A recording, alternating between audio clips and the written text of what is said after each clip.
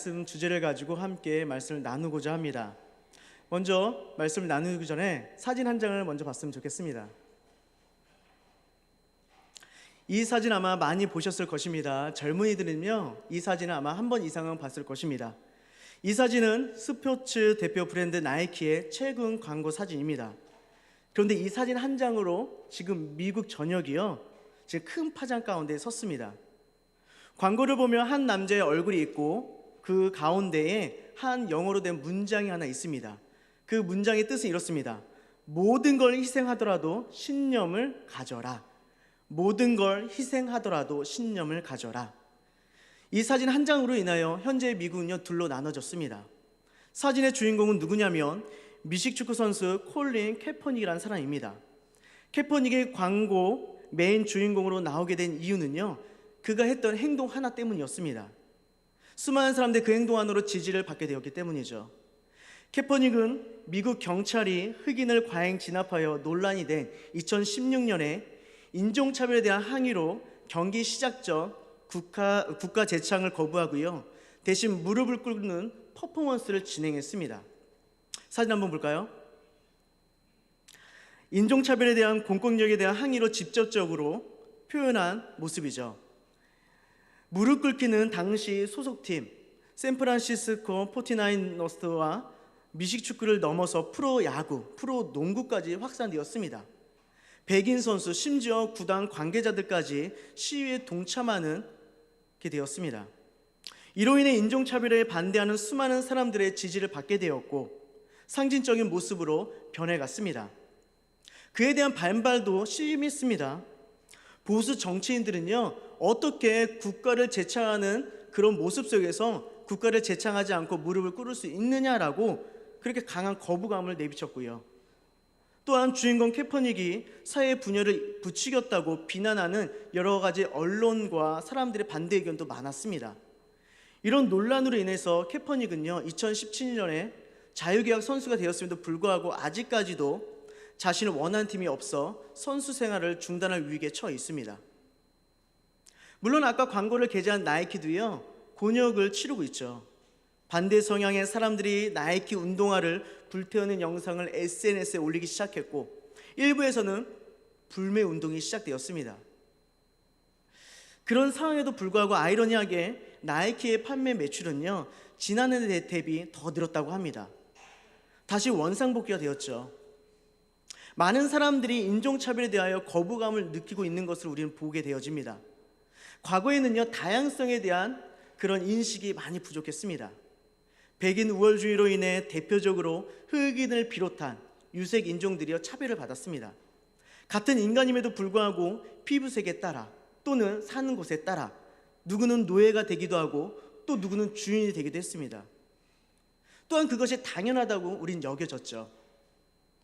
그러나 18세기 초부터 인간 존중, 인류 평등 사상과 함께 그것으로 인하여 비판의 목소리가 커지게 되었고 19세기에 이르러 노예 폐지 운동이 시작되었습니다. 1863년 그로 인하여 미국 16대 대통령인 링컨에 의해서 비로소 공식적으로는 노예 해방 선언을 하게 되었죠. 그럼에도 불구하고 아쉽지만 여러 곳에서 아직까지도 인종차별하는 모습을 우리는 곳곳에서 종종 보게 되어지죠. 우리나라는 어떨까요? 우리나라도 마찬가지입니다. 피부색에 따라 차별을 두지 않습니까? 언제 한번 TV 프로그램에서 이런 실험을 한 적이 있습니다. 10,000원인 지하철에서 한 자리를 비워놓고 그 옆자리에 백인을 앉혀놓고 실험을 하고 또 흑인을 앉혀놓고 실험을 한 적이 있습니다. 백인을 앉혀놓고 실험을 했을 때에 어땠을까요? 사람들은요 거리낌 없이 자연스럽게 그 자리에 앉았습니다. 다시 흑인을 앉혀놓고 실험을 했을 때 많은 사람들이 오고 가는 눈빛이 있었습니다. 따가운 눈길들이 오가기 시작하죠. 결국 어떻게 된지 아십니까? 앉아있던 흑인은요 그 눈치를 알아차리고 그 자리에서 반강제적으로 일어날 수밖에 없는 상황이 표출됐습니다. 우리는 인간을 향해 이렇게 이야기하지 않습니까? 존엄한 존재다. 이 존엄이란 뜻이 무엇입니까? 하나밖에 없는 소중한 정말 귀한 존재란 뜻 아니겠습니까? 그 누구도요 차별을 받기 위해 태어난 사람은 단 한 사람도 없습니다. 그 누구도 차별을 받아서도 안 됩니다. 지금도 이러한 문제들이 종종 발생되는 것을 보게 되어지는데 과거에는 얼마나 더 심했을까요? 심심치 않게 교회에서도 차별하는 것을 보게 되어집니다. 초대교회 안에서도요, 차별이 있었죠. 출신별로, 인종별로, 또한 부에 따라 차별이 있었습니다. 그렇다고 해서 차별이 일상적인 것은 아니었습니다. 왜냐하면 그리스도로 말미암아 우리는 하나된 공동체로 세움받았기 때문이죠. 그래서 초대교회는 차별을 없애고자 끊임없이 노력을 했고 온전한 교회를 세우고자 했습니다. 분열의 영이 틈타지 않도록, 영적인 무장을 하도록. 그래서 주님께서는요, 우리에게 끊임없이 말씀하셨고 우리를 가르치셨습니다. 그렇게 다양한 사람들이 모인 이 교회가 견고히 세움받기 위해서는 무엇이 필요할까요? 먼저는요, 그 중심점을 만드는 존재가 필요합니다. 차별을 없애고 다양한 가운데 일치를 이루기 위해서 바울은 그 중심점이 바로 예수 그리스도라고 이야기합니다. 골로새서 3장 11절 같이 읽어볼까요? 함께 읽어보도록 하겠습니다. 거기에는 헬라인이나 유대인이나 할레파나 무할레파나 야만인이나 스구디안인이나 종이나 자유인이 차별이 있을 수 없나니 오직 그리스도는 만유시요 만유 안에 계시니라. 아멘. 흔히들 교회를요 이렇게 이야기합니다. 몸된 교회. 누구의 몸된 교회일까요? 그리스도의 몸된 교회라고 표현을 합니다. 그러니까 그리스도로 말미암아 우리는 한 몸이 되었다라고 표현하고 있죠. 그리스도 안에서 하나 된 교회. 헬라인이나 유대인이나 할례자나 무할례자나 자유인이나 종이나 차별은 있을 수 없다라고 분명히 이야기하는 것이죠. 물론 다양함을 이야기합니다. 아까도 얘기했듯이 유대인, 헬라인, 할례자나 무할례자, 종이나 자유인 모두가 다양하다는 것입니다. 그 다양함을 잊지 말고 그러나 그 가운데서 그리스도로 말미암아 일치가 되라라고 말씀하신다는 것이죠. 교회는 이렇게 머리 대신 그리스도로 말미암아 하나된 공동체입니다. 각기 다른 지체들이 모여 한 몸을 이루고 그 가운데 믿음의 공동체로 세워가는 것, 그것이 교회 아니겠습니까? 결국에는 그리스도의 몸을 세워가는 것, 교회의 최종 목적이 되어집니다. 이를 시행하기 위해서는요, 교회의 사명이 있습니다. 그리스도의 몸된 교회를 이루기 위해서 교회가 이루어갈 사명, 그 사명은 누구를 통해 이루어질까요? 바로 성도를 통하여 그 교회의 사명은 이루어지는 것입니다. 왜냐하면 건강한 교회는 건강한 성도를 통해 세워지기 때문이죠. 그렇다고 한다면 성도들을 향한 교회의 사명이 어떻게 될까요? 오늘 그것을 우리가 함께 나누고자 합니다. 그리스도의 몸된 교회를 세움받기 위하여 교회의 사명은 첫째, 은사를 통해 성도를 온전하게 세우는 것입니다. 우리 본문 12절 같이 읽어보도록 하겠습니다. 시작. 이는 성도를 온전하게 하여 봉사의 일을 하게 하며, 자, 거기까지 읽도록 하겠습니다. 여기서 말하는 성도를 온전하게 한다. 이 온전하게라는 단어는요, 헬라어로 카타르티스몬이라는 단어입니다. 신약 성경에서 여기만 쓰인 것을 우리가 보게 되어지죠. 그에 대한 뜻은 여러 가지로 나타납니다. 회복, 준비, 갖추기 등등으로 표현되어지고 해석되어집니다. 본문에서는요, 준비라는 뜻으로 지금 해석되어지고 있습니다. 무엇을 준비하는가? 성도에게 무엇을 준비시키는가? 바로 다음에 이어질 봉사의 일을 하게끔, 또한 거기에 그치지 않고 결론적으로 그리스도의 몸을 세우는 데에 성도를 준비시켜 가야 된다는 것이죠.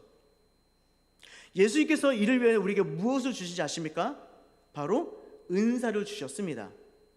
에베소서 4장 7절에 보면 우리 각 사람에게 그리스도의 선물의 분량대로 은혜를 주셨으니 라고 이렇게 표현하고 있습니다. 그리스도께서 우리를 사용하시기 위하여 은사를 베풀어 주셨음을 우리는 성경을 통하여 알 수 있는 것이죠. 그 은사의 내용이 무엇일까요? 본문 11절에 나옵니다. 이뿐만 아니라 대표적으로 성령께서 주시는 은사, 고린도 전서 12장에 나오고요. 하나님께서 우리에게 주시는 은사는 로마서 12장에 표현되어지고 있습니다. 이렇듯 삼위일체 하나님께서 우리에게 하나님의 영광을 드높이고자, 또한 몸된 교회를 온전히 세우고자 값진 은사를 우리에게 마음껏 주셨음을 우리는 발견할 수 있습니다. 그렇다고 해서 우리가 착각하지 말아야 할 부분이 무엇이냐면, 은사를 주셨다고 해서 완전한 그 자체를 주신 건 아니라는 것이죠. 완전한 것이 되도록 우리를 준비시켜 주신다는 것입니다. 이를 위하여 다양한 사람들을 교회로 부르시고, 그 사람들이 믿음을 품게 하시고, 또한 신앙의 성장을 이루게 하시며, 서로 도와 완전한 하나된 공동체로 세우신다는 것입니다. 얼마 전에 끝난 자카르타 아시안 게임이 있습니다. 우리나라 축구대표팀이 값진 금메달을 목에 걸었죠. 대한민국의 한 국민으로서 저는 너무도 기뻤습니다. 운동도 좋아하는지라 얼마나 응원했는지 모릅니다. 다행히 여러 곡절 끝에 금메달을 차지해서 대한민국 국민으로서 자부심을 느꼈습니다. 축구 시합은 총 몇 명이 시합을 할까요? 총 11명이 시합을 합니다. 한 명의 골키퍼와 10명의 선수들이 수비와 공격을 맡습니다. 각기 다른 포지션을 가지고 시합을 합니다. 예를 들면 대표적인 골키퍼가 있고요, 미드필더가 있고요, 또한 스트라이커들이 있습니다. 여기에 또한 세부적으로 포지션이 또한 나눠집니다. 윙백이 있다든지 스위퍼가 있다든지 각각의 포지션이 나눠집니다. 그 선수들은요, 마음대로 자신이 포지션을 갖는 것이 아닙니다. 자신의 장점에 맞춰서 그 포지션에 맞게 어렸을 때부터 훈련을 받죠. 골키퍼가 특별히 스트라이커 훈련을 받지 않습니다. 골을 막는 훈련을 받지 골을 넣는 훈련을 받지 않습니다. 각자의 장점을 살려 포지션을 정하고요, 거기에 따라 맞춤 훈련을 하는 것이죠. 그런데 만약 골키퍼가 스트라이커 역할을 하겠다고 하면서 상대편 골대로 달려가게 되면 어떻게 될까요? 골대는 비게 되어집니다. 어쩔 수 없는 극단적인 선택이 아닌 이상은 그것은 잘못된 전술이죠. 패배의 원인이 될 수 있다는 것입니다. 가령 예를 들어볼까요? 지난 월드컵 때요, 우리나라와 시합을 했던 강호 독일을 기억하십니까? 많은 외신들이요, 독일이 우승할 것이다 라고 이야기했습니다. 근데 그때 상황이 어떻게 된지 한번 생각해 보시면서 말씀을 드렸으면 합니다. 독일의 주전 골키퍼는요, 세계 최고라 불리우는 마누엘 노이어였습니다. 노이어는 우리나라와의 경기 가운데 치명적인 실수를 하게 되죠. 1대0으로 지고 있는 상황에서 그 1점을 만회하기 위하여 추가 시간에 자국의 골대를 버리고 우리나라 골대까지 들어왔습니다. 그러한 극단적인 선택을 했죠. 이로 인해 우리나라는요, 쉽게 추가골을 넣게 되었습니다. 결국에는 1대0이 아닌 2대0으로 승리를 하게 되었죠. 바꿀 수 없는 결과를 만들게 되었습니다. 많은 사람들이 노이어 골키퍼를 향해 이러한 질문을 던집니다. 급박한 상황이었지만 굳이 저렇게까지 전술을 펼칠 이유가 있었겠는가? 본래 맡겨진 자신의 위치를 잊는 순간, 버리는 순간 조직력은요, 무너지게 되어 있습니다. 엉망이 되어버리고요, 극복할 수 있는 기회를 놓쳐버리게 되어집니다. 축구는요, 조직력 싸움입니다. 개인의 실력이 아무리 뛰어나도요, 조직력에 갇혀있지 않으면 좋은 성적을 거두기란 어렵습니다. 각자의 역할을 충분히 이루어 서로 간의 합을 맞춰가야 되는 것이죠. 어디든 각자의 역할이 있습니다. 또한 각자 해야 할 분량이 있습니다. 또한 각자 할 수 있는 부분이 있습니다. 그것은 은사도 마찬가지라는 것이죠. 성경은요, 이에 대하여 이렇게 우리에게 표현합니다. 로마서 4장 6절에서 8절 말씀입니다. 우리 같이 말씀 읽도록 하겠습니다. 우리에게 주신 은혜대로 받은 은사가 각각 다르니 혹 예언이면 믿음의 분수대로, 혹 섬기는 일이면 섬기는 일로,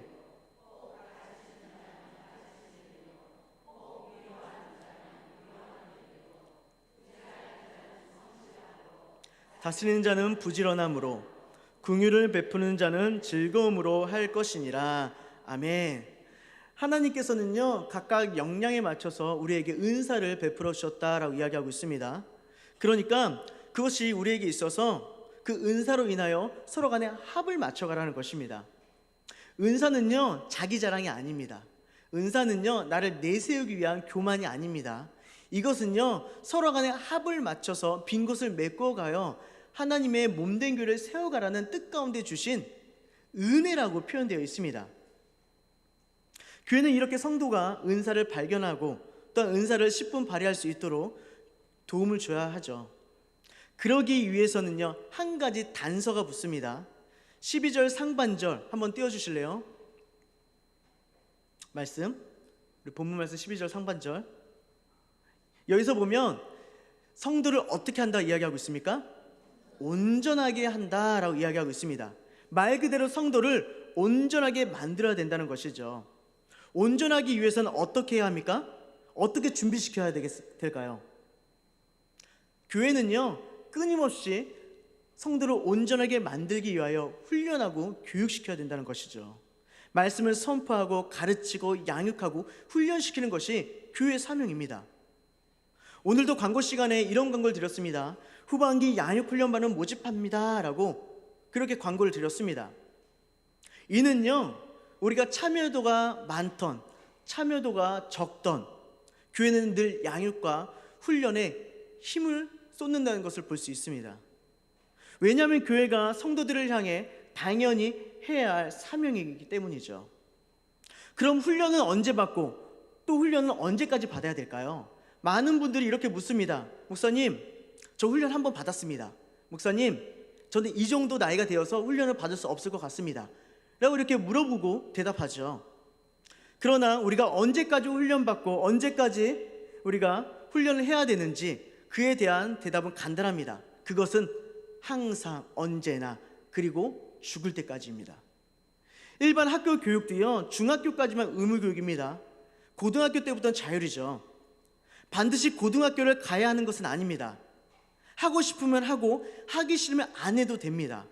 그럼에도 불구하고요, 대부분의 사람들은 고등학교를 진학하고 또한 대학교를 가고 대학원을 가고 심지어는 해외로 유학을 가고 또한 박사학위를 받으려고 합니다. 학위가 성공의 척도라고 알려져 있기 때문에 얻으려고 하는 것이죠. 그런데요, 성도들은 다릅니다. 교회에서 하는 양육과 훈련은요, 한 번이면 족하다고 생각하죠.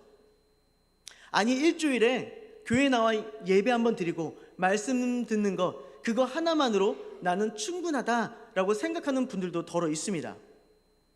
비단 이것은요, 말씀 공부만을 이야기하는 것은 아닙니다. 어떠한 형태이든 간에 우리는 끊임없이 온전한 자로 서기 위하여 준비해야 된다는 것이죠. 그래야 하나님께서 말씀하시는 완전한 자가 될 수 있는 것입니다. 하나님께 귀하게 쓰임 받을 수 있는 것이며 각자 주신 은사를 마음껏 활용할 수 있는 것입니다. 그러나 늘 열린 마음 가운데 우리는 하나님 앞에 훈련생으로 서야 되지 않을까요? 우리가 하나님 앞에 훈련자로, 때로 훈련생으로 그 가운데서 주님께 은사를 활용하기 위하여 그 앞에 서 있어야 되지 않을까요? 주님의 몸된 교회를 세우기 위한 두 번째는요, 성도가 봉사하게 하는 것입니다. 이런 예화가 있습니다. 어떤 여행자가요, 바닷가를 거닐고 있는데 고기를 낚고 있는 어부를 보았습니다. 무심코 어부의 모습을 구경하고 있던 그때에 그 여행자는 이상한 장면을 보게 되었습니다. 어부가요, 고기를 낚을 때마다 자로 재고 큰 물고기는 놔주고 작은 물고기만 거두는 것이었죠.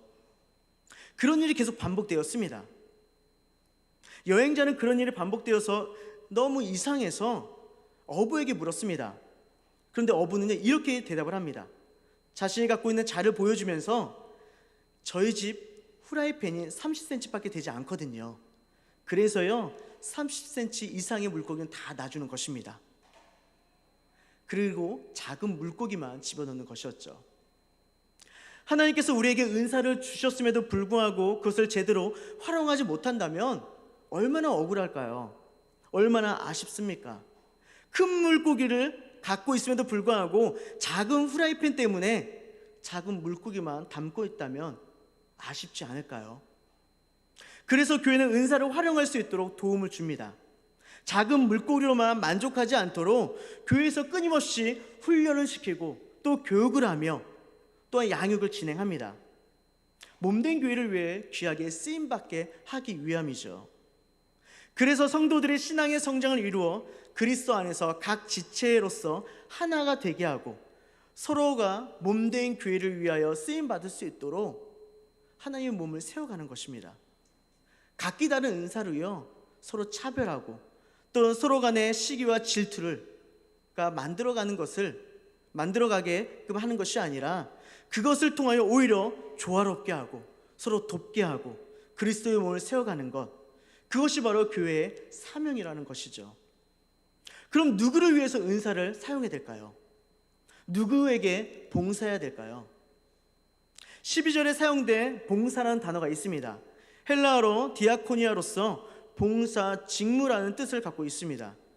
이는 단지 은사로서 봉사의 능력을 표현한 것은 아닙니다. 여기서 말하는 봉사는요, 지체들 간의 섬김을 말합니다. 봉사를 통해서 그리스도의 몸이 세워진다는 것은 곧 성도가 그리스도로 말미암아 하나 되어 서로 섬기며 나아갈 때에 비로소 온전한 교회가 된다는 의미라는 것이죠. 교회는 지체들이 사랑 안에서 연합하고 협력할 수 있도록 도와주어야 합니다. 초대교회 가운데 여러 거짓 교사들이 잘못된 교리를 전하였죠. 그로 인하여 분열이 일어났습니다. 여러 가지 분열 가운데 사도 바울은요, 그 분열을 일으키는 거짓 교사들을 조심하라고 우리에게 권면했으며, 또한 믿는 지체들끼리 서로 간의 마음을 합하여 협력하여 하나가 되라고 우리에게 권면했습니다. 지체들이 서로 단단히 묶여졌을 때에 쉽게 풀려지지 않습니다. 만약에 단단히 묶여지지 않을 경우 쉽게 풀려서 분열되어지고 온전한 자로 나아갈 수 있는 그 길이 막혀버린다는 것이죠. 주님께서 왜 교회를 세우셨을까요? 우리 각 사람이 성전이라고 성경 이야기하고 있습니다. 그렇다고 한다면 교회가 단지 예배하는 공간이라고 한다면 우리는요 집에서 혼자 예배 드려도 됩니다. 왜냐하면 우리가 교회이자 성전이기 때문이죠. 그럼에도 불구하고 우리를 교회의 공동체로 부르시고 함께 예배하게 하시고 함께 하나 되게 하신 이유는요, 바로 서로 간의 부족한 부분을 메꿔주라는 것입니다. 서로 유기체로서 연결되어 부족한 부분을 메꿔주어 장성한 분량에 이르도록 하라는 것이죠. 서두에 이야기했듯이 우리는요 그리스도로 말미암아 하나 된 존재임을 먼저 인식해야 합니다. 하나이기에 둘로 쪼개져서는 안 된다는 것이죠. 그리고 함께 주님께서 명령하신 장성한 분량에 이를 수 있도록 우리는 끊임없이 서로가 노력해야 합니다. 우리 13절 같이 읽어볼까요?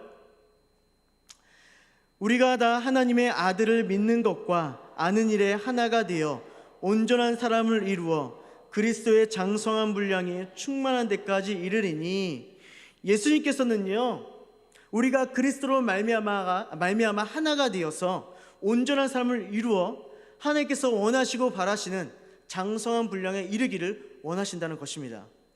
혼자만의 신앙생활은 아닙니다. 이것은요 하나님께서 원하시는 우리의 신앙의 모습이 아니라는 것이죠. 서로 간의 섬김을 통해 연합되어서 그리스도의 몸된 교회를 세워가는 것, 그것이 우리를 통하여 이루실 주님의 목적입니다. 우리 16절도 같이 읽어보도록 하겠습니다. 우리 같이 읽어볼까요? 시작.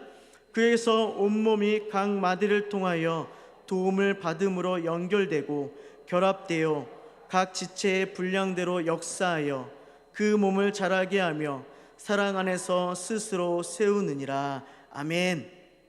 교회 안에서 성도들이 온전하게 되어 서로 섬기며 나아갈 때에 그 안에서는요 사랑이 넘쳐날 수밖에 없습니다. 그래서 비로소 주님께서 말씀하신 온전한 교회를 세워갈 수 있는 것이죠. 이렇듯 각기 다른 은사를 통해 이루어지는 봉사는요 곧 우리의 신앙을 점검할 수 있을 뿐더러 또한 신앙 성장을 이루는 귀한 도구가 되어집니다. 단지 사회에서 말하는 봉사는요 단지 사회에서 말하는 불의웃 돕기나 연약한 자를 도와주는 그런 차원이 아닙니다. 한 몸 된 지체들과 함께 하나님의 나라를 경험하는 것, 즉 이 세상 가운데 작은 천국을 경험하는 것입니다. 이제 말씀을 마무리하고자 합니다.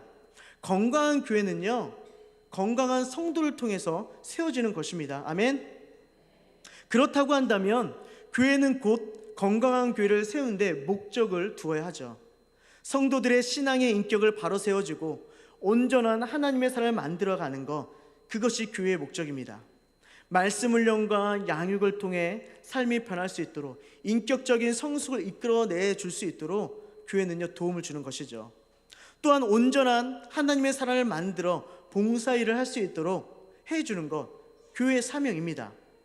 헌신할 수 있는 기회를 제공해주고 지체들이 연합하여 함께 몸된 교회를 세워갈 수 있도록 힘써주는 것이 바로 교회의 사명이라는 것이죠. 그렇다고 한다면 우리는 어떻게 해야 될까요? 그 교회의 사명의 중심에 서 있어야 되지 않을까요? 교회는 교회대로, 성도는 성도대로 마이웨이 길을 걸어가면 안 된다는 것입니다. 교회가 이루고자 하는 목적과 그 사명, 내가 그곳의 주인공이 되어서 함께 달려가는 것, 이것이 한 몸이요 한 공동체가 아니겠습니까? 이러한 교회 사명을 이루기 위해서 우리 교회는요 사명 선언문이 있습니다. 혹시 아십니까? 홈페이지에 나와 있고 또한 주보에도 나와 있고 우리가 연말에 나눠준 달력에도 나와 있습니다. 한번 화면을 보고 같이 읽어봤으면 좋겠습니다. 남북교회 사명선언입니다. 시작. 위로는 하나님을 찬양하며 경배드리고 안으로는 셀을 통해 공동체를 경험하고 밖으로는 잃어버린 영혼들을 구원하고 앞으로는 리더들을 세우며 훈련하기 위해 존재한다. 자, 남북교회가 존재하는 목적이 무엇입니까? 이로 인해서 존재한다 라고 나와 있습니다. 우리 교회는요 이러하기 때문에 존재할 수밖에 없다는 것이죠. 첫 번째로 바로 하나님을 찬양하며 경배드린다는 것입니다. 우리가 여기에 모인 것은요 하나님께 예배하며 하나님께 영광을 돌려드리기 위하여 모인 것 아니겠습니까? 또한 우리가 셀을 통하여 공동체를 경험한다 이야기하고 있습니다. 하나된 공동체, 마음을 나누고 우리의 삶을 나누어 함께 신앙 공동체를 세워가는 것, 이것이 우리 교회가 존재하는 목적이라는 것이죠. 또 잃어버린 영혼들을 구원하는 것, 전도의 삶을 이뤄가 영혼 구원 사역 가운데 앞장서 나아가는 것, 그것이 남북교회의 목적이라는 것입니다. 마지막으로 리더들을 세우며 훈련하기 위해 존재한다라고 이야기하고 있습니다. 우리 교회는 끊임없이 교육과 훈련을 진행하고 있습니다. 매번 우리가 제자반, 양육반, 훈련반 등등 함께 많은 훈련을 우리가 진행하고 있습니다. 그것을 행하는 이유는 바로 우리 남북교회가 존재하기 위함이라는 것이죠. 말씀으로 성장하기 위하여, 성숙하기 위하여, 주님께서 말씀하신 장성한 분량에 이르기 위하여 우리 교회는 끊임없이 훈련하고 성도를 세워가는 것입니다. 이 사명 가운데 우리가 함께 동참해야 되지 않을까요? 교회 사명 선언문, 그것으로 끝나는 것이 아니라, 읽음으로 끝나는 것이 아니라, 말씀대로 사는 것이 아니라 건강한 교회를 위하여, 건강한 성도가 되기 위하여 우리가 참여해야 되지 않을까요? 다양한 사람들이 모여있는 이곳 가운데 한 목적, 한 사명 가운데 신앙생활을 이뤄가는 것, 그것이 곧 우리의 사명입니다. 교회의 사명을 완성하는 데 있어서 우리 모두가 주인공이 되었으면 좋겠습니다. 그리스도의 몸된 교회를 세우는 데 있어서 귀하게 쓰임받는 우리가 되었으면 좋겠습니다. 그로 인하여 하나님께서 바라보실 때에 참 잘했도다 충성된 종아라고 칭찬받는 그런 삶을 살아간 우리가 되었으면 좋겠습니다. 마지막 때에 주님과 함께 이 몸된 교회를 통하여 칭찬받는 그런 성도들 되길 주의 이름으로 축원합니다. 아멘. 우리 마지막으로 함께 옆 사람과 이런 인사를 했으면 좋겠습니다. 당신이 교회의 사명을 이뤄가는 주인공입니다. 당신이 교회의 사명자입니다. 이렇게 사명자로 살아가는 믿음의 귀한 종들 되시길 주의 이름으로 축원합니다. 아멘. 우리 결단하며 기도합시다. 우리 함께 한 목소리로 기도했으면 좋겠습니다. 이 시간 주님, 우리가 교회 사명 가운데 온전히 서게 도와 주시옵소서. 우리가 따로 서는 것이 아니라 함께 한마음 가운데 은사를 활용하여 서로 섬기며 봉사하며 그리스도의 몸된 교회를 세워갈 수 있는 우리가 되게 하여 주시옵소서. 나를 인도하여 주시옵소서라고 우리 주여 한번 부르어 기도하도록 하겠습니다.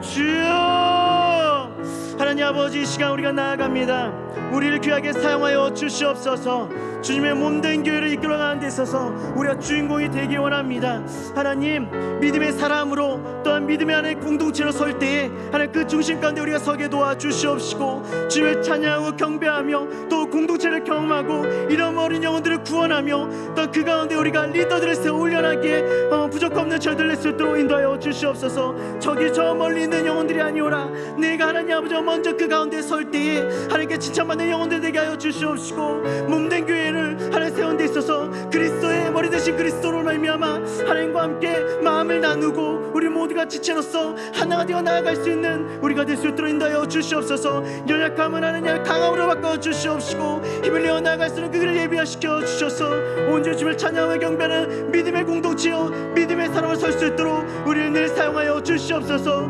하나님 우리를 이끌어 주시옵소서. 우리를 만져 주시옵소서. 예수님의 이름으로 감사의 기도